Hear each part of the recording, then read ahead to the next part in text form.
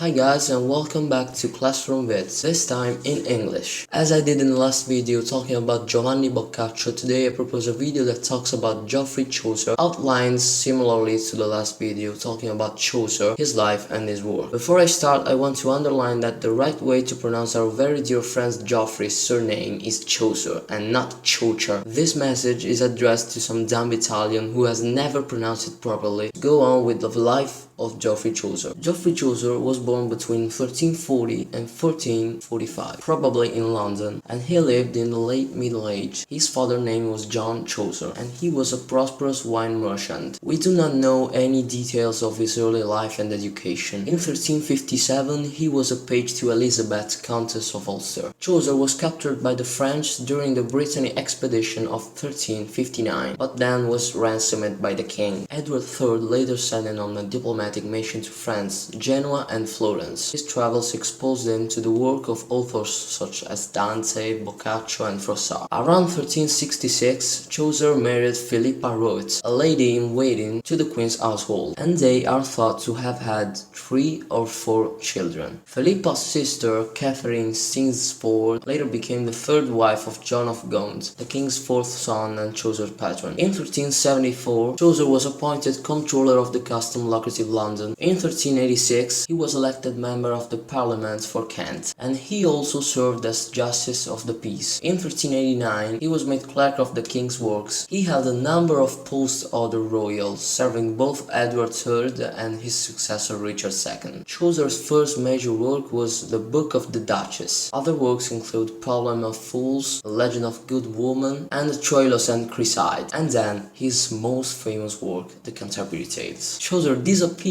from the historical records in 1400s and is thought to have died soon after aged 56 or 57. He was the first poet ever to be buried in the Poets' Corner in Westminster Abbey. And that's all we know about Chaucer's life. Geoffrey Chaucer's Canterbury Tales. The Canterbury Tales is a collection of stories written in Middle English by Chaucer between 1387 and 1400s. The tales were mostly written in verses, but also some are in prose. The story of the tales consists of a group of pilgrims as they travel together on a journey from London to Canterbury to visit the shrine of St. Thomas Becket at the Canterbury Cathedral. Chaucer, with his Canterbury Tales, has particular objectives, because he used the tales and the description of his characters to paint an ironic and very critical portrait of English society at the time, and particularly on the church. Characters of the Canterbury Tales are fictional and they offer a variety of insights into customs and practices of the time. Chaucer's intention was, according to the prologue, to write 2 stories from the perspective of each pilgrims on the way to and from their destination in Canterbury. Canterbury Tales is generally thought to have been incomplete at the end of Chaucer's life, and it is also open to a wide range of a different interpretation. Chaucer's use of such a wide range of classes and types of people was very innovative and didn't have precedents in English. Structurally, the collection resembles the Decameron by Giovanni Boccaccio, which Chaucer may have known during his diplomatic mission to Italy in 1372.